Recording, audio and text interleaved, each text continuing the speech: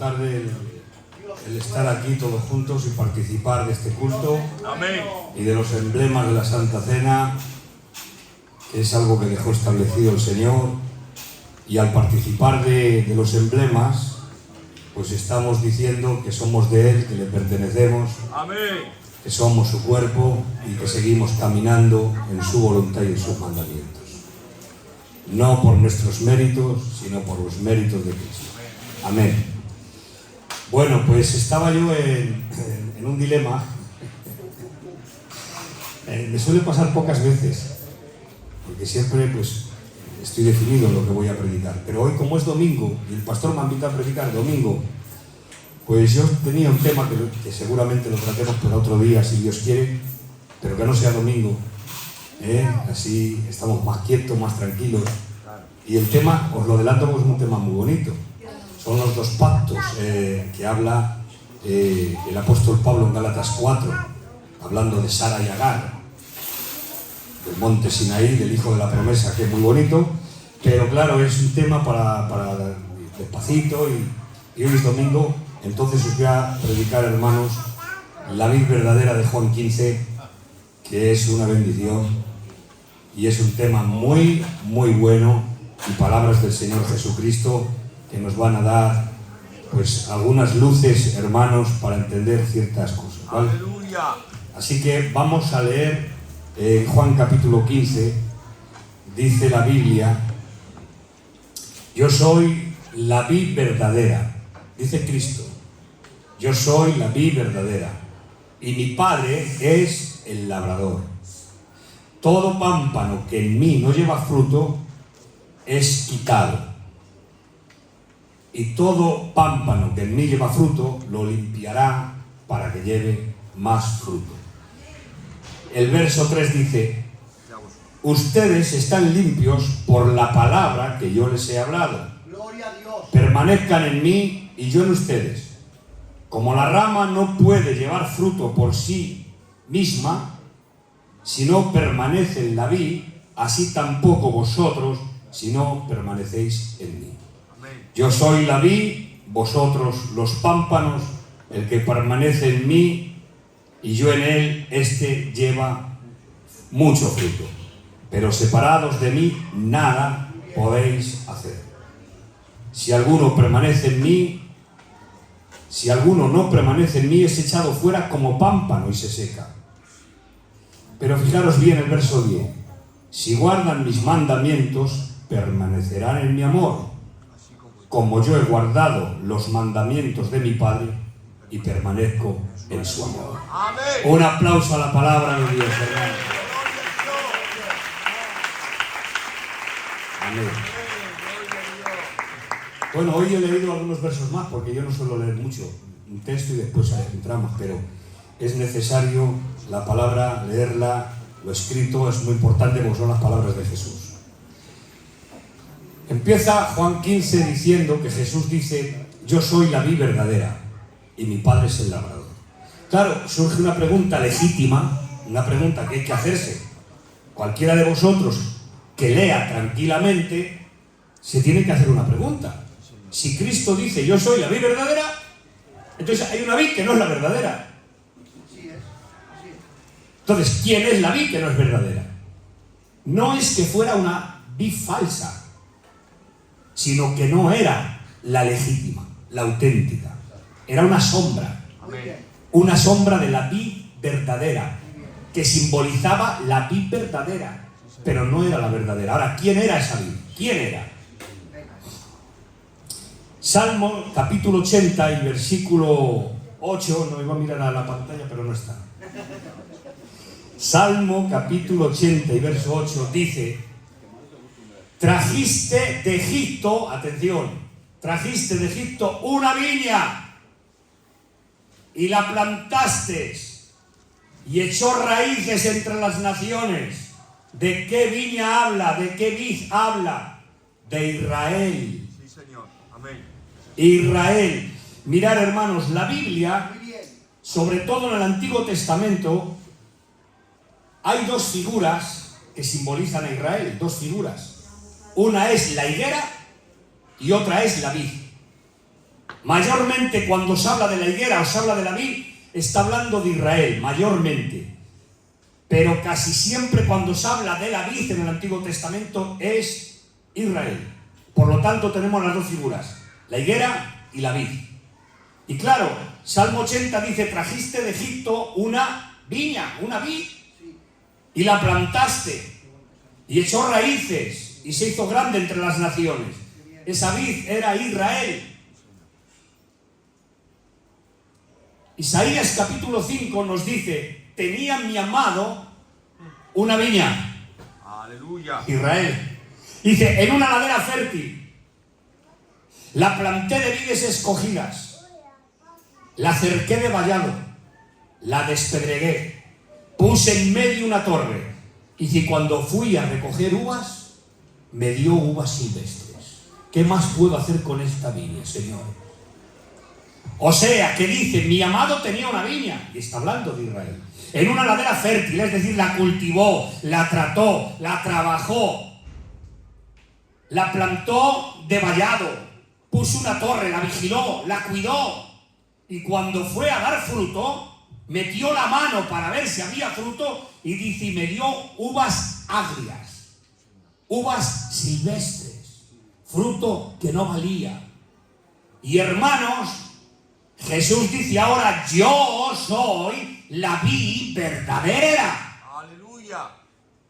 Israel era un tipo de vid que simbolizaba o era la sombra de la vid que tenía que venir, y esta vid verdadera es Cristo. Y ahora el fruto, atención, el fruto que Israel, que la vid del Antiguo Testamento no dio porque fracasó, ahora la vid verdadera va a dar el fruto que la vid del Antiguo Testamento no dio.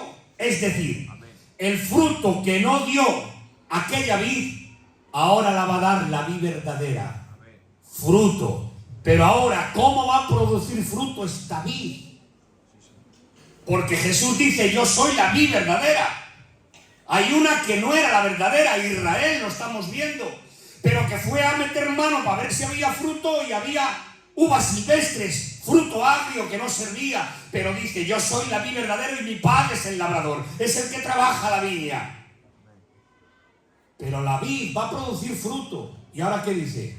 Yo soy la vid y vosotros los pámpanos. Las traducciones más modernas se entienden mejor. Dice, yo soy la vid y vosotros las ramas. Sí, Señor, amén. Tú eres una rama de la vid verdadera. Amén. Si has nacido de nuevo, eres una rama de la vid verdadera. Si has nacido de nuevo. Y ahora, esta vid que es Cristo va a producir fruto por medio de las ramas. Por eso dice, todo pámpano, toda rama que en mí no lleva fruto es cortada, es echada. Mirad, hermanos, este capítulo lo han interpretado mucha gente, y lo quiero decir a voz en cuello, incluso en la grabación, para cuando la gente lo escuche y lo vea, que no se echen las manos a la cabeza, porque hemos escuchado muchas veces hablar de la vid verdadera y de este capítulo, que el que es cortado y es echado es que pierde la salvación. Pero si es que aquí no habla de salvación. Amén. Aleluya. Estudiarlo, mirarlo, y los que estéis detrás de la cámara, los que vais a escuchar este mensaje, estudiarlo, que no habla de salvación ni condenación, que habla de posición, de santificación. Aleluya. Por lo tanto dice, yo soy la vid, vosotros los pámpanos, todo pámpano que en mí no lleva fruto. Ahora bien, ¿cómo la vid va a producir fruto? Por medio de las ramas. Porque las ramas solas no pueden producir fruto si no están injertadas en la vid. Amén. Si tú coges una rama de la vid y la cortas, aquí hay gente que trabaja la vendimia. Aquí hay mucha gente que trabaja la vendimia. Un sarmiento, una rama, tío Curro, si la cortamos y la ponemos aparte, ya podemos esperar el tiempo que esperes, y que llegue septiembre y que llegue octubre, cuando es el tiempo de las uvas. Venga, a la rama, venga, produce fruto. Os pregunto, ¿va a producir fruto la rama? Porque la rama no produce fruto, es la vid la que produce fruto a través de la rama. Aleluya. Quien produce fruto es la vid, pero a través de las ramas. ¿Y qué es el fruto que las ramas producen? ¿Qué es el fruto que la rama tiene que producir? Atención, tú eres la rama. Tú eres la rama que estás injertado en la vid. Por lo tanto, la vid va a producir fruto a través de ti. Aleluya. A través de ti va a producir fruto. ¿Pero qué es el fruto? ¿Qué es el fruto que va a producir? Pues el fruto que va a producir es la vida de la vid siendo manifestada a través de ti. Ese es el fruto. La vida de la vid, hermanos, cuando una vid natural, si vamos por Peñafiel, la carretera de Peñafiel, ya, fijaros bien, las bodegas que hay, y están las famosas Arzuaga, y está la que vale tanto dinero, el Vega Sicilia, y está Pagos de Carrovejas, están las mejores fincas con las mejores vides. Pero fijaros bien, las vides que la rama tiene que producir fruto, es la vid la que lleva el alimento a través de la rama, y que la vida de la vid está corriendo por en los entresijos de la rama, y la rama toma de la savia de la vid. La rama toma de la vida de la vid. Y claro, cuando llega el tiempo de producir fruto, produce fruto. ¿Por qué? Porque está tomando de la vida de la vid. De la savia de la vid. Entonces la rama produce, porque la vida de la vid corre por la rama. Asimismo, tú produces fruto en cuanto estás injertado en la vid verdadera, la vida de la vid, la vida de Cristo, del Espíritu de Dios. Tiene que fluir en ti de tal manera que en los entresijos de tu alma y en lo más recóndito de tu adentro tiene que producir fruto. ¿Y cuál es el fruto? La vida de Cristo en ti, el carácter de Cristo en ti, el fruto del Espíritu en ti: paz, amor, gozo, benignidad, templanza, mansedumbre, fe. Ese es el carácter de Cristo que tiene que ser manifestado a través de cada uno de nosotros. Aleluya. Gloria a Dios. Pero hermanos, por desgracia, cada vez nos parecemos más a nosotros y menos a Cristo. Cada vez nos parecemos más a nosotros mismos. Y la Biblia me enseña, hermanos, según Romanos 8, que Él quiere conformarnos a la imagen de su Hijo Jesucristo. Es decir, quiere que nos parezcamos a Cristo. Amén. ¿Y sabéis quién lo consiguió? Pablo. Pablo dice: ya no vivo yo, Cristo vive en mí. ¿Sabéis lo que implica eso? Está diciendo: yo ya no vivo, mira, yo ya no siento, yo ya no veo, yo ya no hablo. Habla Cristo en mí, mira Cristo en mí, piensa Cristo en mí, camina Cristo en mí. Yo ya no vivo, estoy muerto, es Cristo en mí. Eso es lo que quiere conseguir Dios, hermanos, a través de la vida de la vid en nosotros. Aleluya. Parecernos más a Cristo y menos a nosotros. Escúchame bien, te pareces mucho a ti todavía. Tienes muchas cosas tuyas y yo mías, Tienes todavía muchas cosas tuyas, te pareces mucho. Mira, el Julito se parece al Julito, y mucho. Y yo me parezco al José, pero mucho. Y el José tiene que ir desapareciendo para que salga la imagen de Cristo en ti. Amén. Entonces, hermano, lo que está diciendo: yo soy la vid verdadera y mi Padre es el labrador, todo pámpano que en mí no lleva fruto, es decir, producir el carácter de Cristo. Fijaros qué detalles tan importantes. Decimos que aquí no habla de salvación, sino de santificación, de posición. ¿Por qué no habla de salvación? Mirad, tendríamos un problema, y a la cámara se lo digo también, tendríamos un problema de interpretación y de exégesis si decimos: no, Juan 15 habla de condenación y de salvación. El que es cortado y echado afuera en el fuego, ese pierde la salvación. Si dijéramos eso y apoyáramos eso en este pasaje, lo estaríamos interpretando mal. ¿Por qué? Porque si apoyamos eso, hermanos, nos enfrentamos a un problema muy grande. El problema es que dice el versículo 2: todo pámpano que en mí no lleva fruto es cortado. Si hablamos de que ahí pierde la salvación en este pasaje, si hablamos de que ahí pierde la salvación, estaríamos diciendo que la salvación no se pierde solamente por pecar, por irte al mundo, no solamente se pierde por desligarte de Cristo y marcharte y dejar la iglesia y dejar a Cristo y vivir como un mundano, no solamente se pierde por practicar el pecado, sino que tendríamos que decir que se pierde por no producir fruto. Es un problema. Todo pámpano que en mí no lleva frutos cortados. Si interpretamos eso, que pierde la salvación, tendríamos que decir que la salvación se pierde por no producir fruto. ¿Y ahora qué hacemos? O sea, si no produces fruto, te vas al infierno. No podemos interpretar eso, hermanos. Porque entonces la Biblia estaría diciendo, si no produces fruto, te vas al infierno. Pero claro, el problema está, hermanos, en que una rama que está injertada en la vid, tomando de la savia de la vid, es imposible que no dé fruto. La rama que toma de la vid, la rama que se permanece en la vid, la rama que vive de la savia de la vid, tiene que producir fruto. Por eso dice que toda aquella rama que en mí no lleva fruto. ¿Por qué? Porque no se está conectando, y estamos hablando del fruto, hermanos, del carácter de Cristo, de producir fruto. Por lo tanto, hermanos, si dijéramos que ahí es cortado y pierde la salvación, el problema no sería la rama. Tendríamos que echar la culpa a la vid. Voy a explicaros esto. ¿Estáis ahí? Voy a explicaros esto. Mirad. Si dijéramos lo que dice el texto, el que no produce fruto es cortado, y lo aplicamos a la pérdida de salvación, estaríamos diciendo que se pierde la salvación por no producir fruto. Pero hemos dicho que la rama no produce fruto, es la vid la que produce fruto a través de la rama. Coger la idea.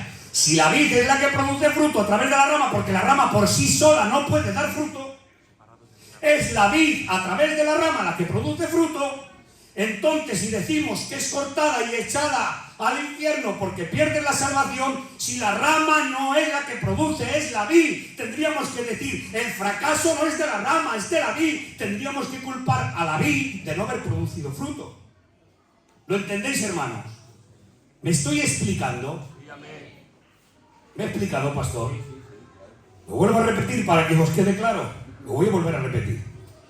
Si dijéramos, todo pámpano que en mí no lleva fruto es cortado, y ahí aplicamos que pierde la salvación por no llevar fruto, hemos dicho y hemos visto que la rama, el pámpano, no produce fruto, es la vid, a través de la rama, a través del pámpano. Pero si tú cortas una rama y la pones fuera de la vid, no produce. ¿Por qué? Porque no se sacia de la vida de la vid. Por lo tanto, si la rama que está conectada no produce fruto y la echamos al infierno, la rama no tiene culpa, porque la rama no produce, es la vid a través de la rama. Aleluya. Gloria a Dios. Es la vid la que produce el fruto. Amén. Es la vid la que produce fruto a través de ti, que eres la rama. Así que, hermanos, todo pámpano que en mí no lleva fruto. Pero después dice, el que permanece en mi palabra. ¿Os dais cuenta? El que permanece produce fruto. Entonces, hermanos, luego hay disciplinas del Señor. La Biblia dice en Hebreos capítulo 12 y versículo 6, porque Dios al Hijo que ama, disciplina y azota a todo aquel que recibe por hijo. No dice el texto, Dios al Hijo que ama le enriquece, como el falso evangelio de la prosperidad. Dios al Hijo que ama le prospera, le da millones de dólares, como dice el pansequito ese, ¿cómo le llaman? ¿Os dais cuenta?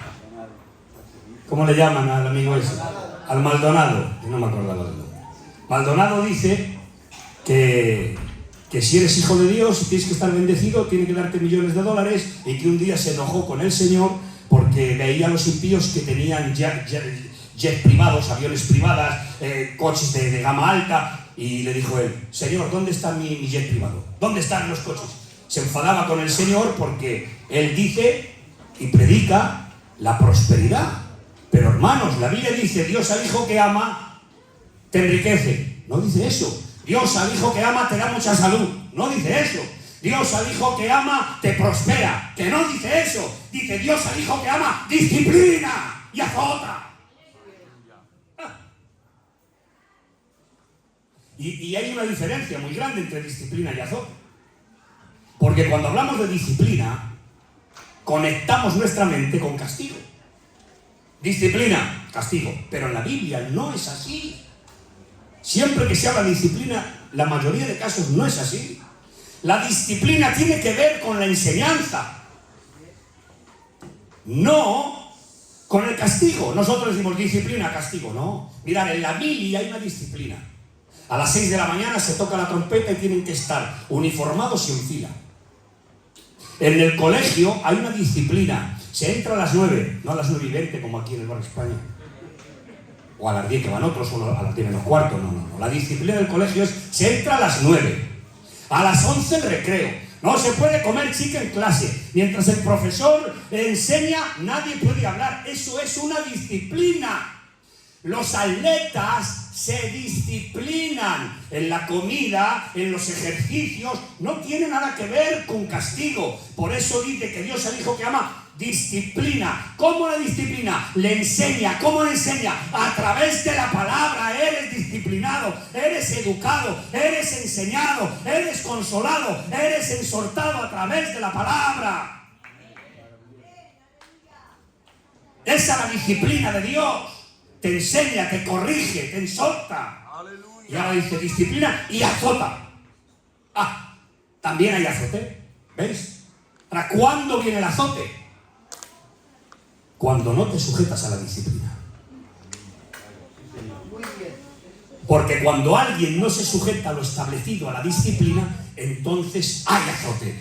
Yo, por ejemplo, a mi niño, a mi Jorgito y sobre todo a mis hijas cuando eran más pequeñas, cuando decían una palabra que no me gustaba, las azotaba. Las daban el traserito, ¡pah! 2 golpes y las metían y las cerraba. A mi Samara no le he dado golpes a mi Samara. Al Jorgito, cuando no me gusta una cosa, le azoto. ¿De qué manera? Le castigo. Dice disciplina y azota. Le castigo. ¿Cómo le castigo? No hay play. Al cuarto. Y no me pidas para gastar cositas. No te voy a dar. Papá, es que están los niños. Que no sales. Estás castigado. ¿Pero por qué? ¿Soy mal padre? ¿Le quiero mal? Porque le quito lo que le gusta y no le dejo salir y el niño llora porque quiere hacer otras cosas y yo no le dejo. ¿Soy mal padre? No, le quiero, le amo, es mi hijo. Así es, dice, al hijo que ama. Dios, al hijo que ama. Yo como padre a mi hijo le disciplino, le castigo a veces también. ¿Por qué? Porque yo quiero su bien y quiero corregirle. Y cuando dice algo que me ha ofendido, cuando ha dicho una palabra deshonesta, o cuando ha faltado el respeto a una persona mayor y yo me he dado cuenta, le he castigado. ¿Por qué? Porque no he obedecido a mi disciplina. Porque yo le tengo dicho, hay que respetar a los mayores. Cuando los mayores hablan, tú te callas. Aprende en silencio. No digas palabrotas. Esa es mi disciplina. Pero cuando él no obedece y no se sujeta a mi disciplina, se salta a mi disciplina, entonces viene el azote. La Biblia nos enseña que el Padre nos disciplina, nos enseña con la palabra cómo debes de caminar, cómo debes de comportarte, cómo debes de hablar, cómo debes de vivir. Pero en el momento que uno desobedece esa disciplina, entonces a veces viene el azote. ¿Para qué? Para que mejores, para que puedas producir el carácter de Cristo. Amén. Gloria a Dios. La intención, hermanos, de Dios es que produzcamos el carácter de Cristo. Amén. Parecernos a Cristo, si ese es el Evangelio, hermanos. Pero ¿qué pasa? Que cada vez, perdonadme hermanos, pero si cada vez hay más divisiones, pero si cada vez hay más pleitos, si cada vez hay más desavenencias en gente de la familia, de la iglesia, si a veces por una cosa me quitas el habla y no quieres hablarme, pero es que nos parecemos más a Cristo. ¿O a quién nos estamos pareciendo cuando en nosotros hay rencores, hay celos, hay iras, hay contiendas? ¿A quién nos parecemos? Hermanos, la palabra de Dios es clara. Debemos de dejar que la vida de Cristo fluya en nosotros, sometiéndonos a la palabra, sometiéndonos a la comunión y dejando que Dios haga la obra. Pierde un poco de tu derecho. No luches tanto. Deja las cosas en las manos de Dios. Que a veces luchamos tanto que nos patinamos por luchar tanto por tantas cosas. Y hermanos, voy un poquito más para no alargarme. Y ahora, mirad si esto es así, que dice, si alguno lleva fruto, mi Padre lo limpiará para que lleve más fruto. Luego entonces, hay una limpieza, hermanos, que Dios hace para que llevemos fruto. Aquí habla de santificación, la vida de Cristo en nosotros. Ahora, fijaros bien, dice, vosotros ya estáis limpios, lo dice el texto de Juan 15. Vosotros hablan los suyos, ¿ves cómo os dais cuenta cómo está hablando de santificación, de un proceso? Vosotros ya estáis limpios por la palabra que os he hablado. Amén. Si volvemos ahora a las páginas, estamos en el capítulo 15, vuelve a la página, vuelve al capítulo 13. Vamos al capítulo 13 y el verso 4 dice, y Jesús se levantó de la cena, se quitó el manto y tomando una toalla se ciñó con ella y luego echó agua en una vasija y comenzó a lavar los pies de los discípulos y a secarlos con la toalla con que estaba ceñido. Entonces llegó Simón Pedro y le dijo, Señor, ¿tú me lavas los pies a mí? ¿Tú a mí no me lavas?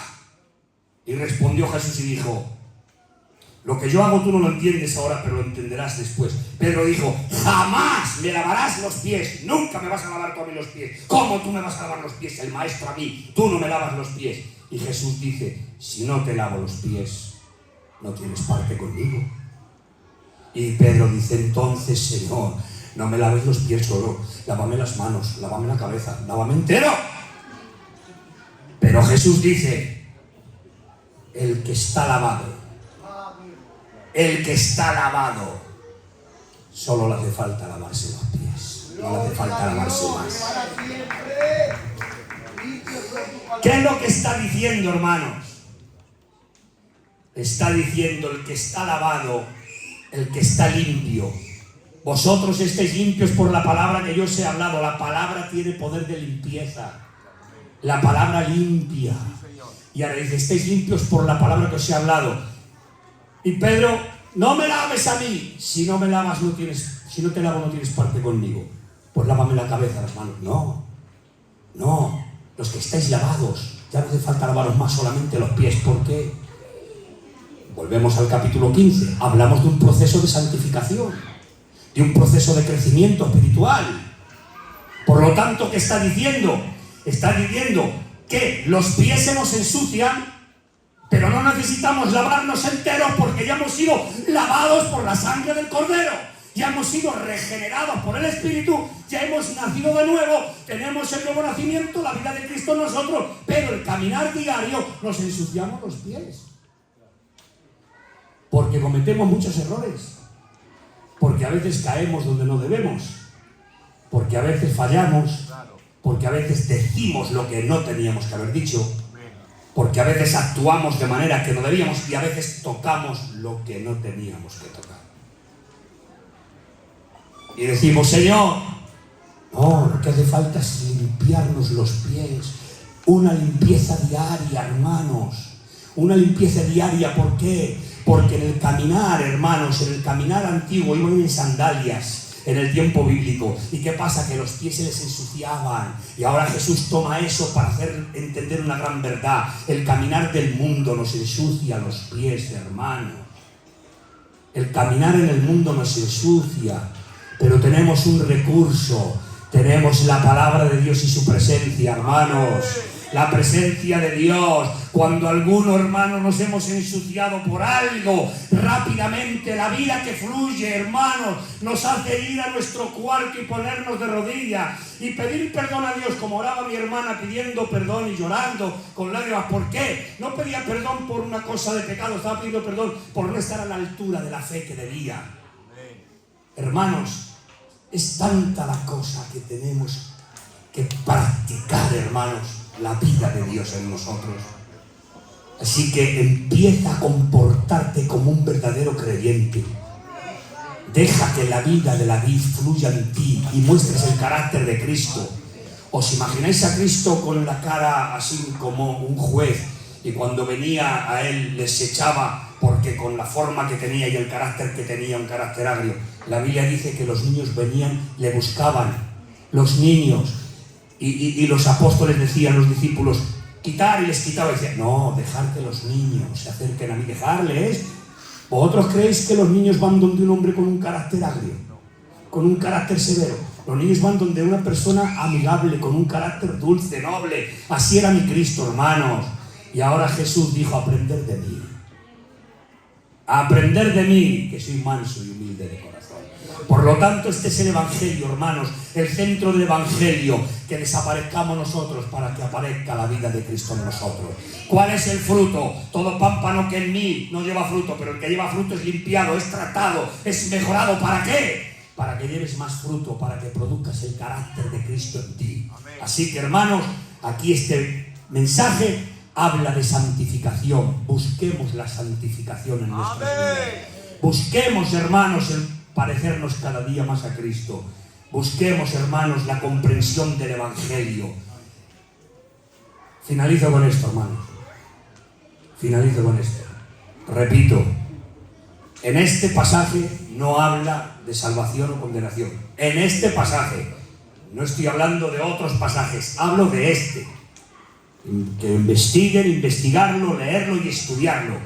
Habla de santificación, por lo tanto es una exhortación a la Iglesia a ser más santos. Es una exhortación a la Iglesia a parecernos más a Cristo. Amén. Es una exhortación a la Iglesia a dejar de ser como somos. Hermanos, por favor, hermanas, que nos conocemos, que somos buena gente, pero podemos mejorar. Que sois buenos tíos vosotros, hombres. Sois buenos tíos, pero podéis mejorar. Que yo soy buena gente, pero puedo mejorar. Que eres buena gitanica y buena hermana, que da gusto. Tía, mi suegra, que yo sé que es buena gente, pero que se puede mejorar. Así que, hermanos, busquemos la santificación en la hermosura de la santidad. Parezcámonos más a Cristo. Así que finalizo como he empezado. Yo soy la vid verdadera y mi Padre es el labrador.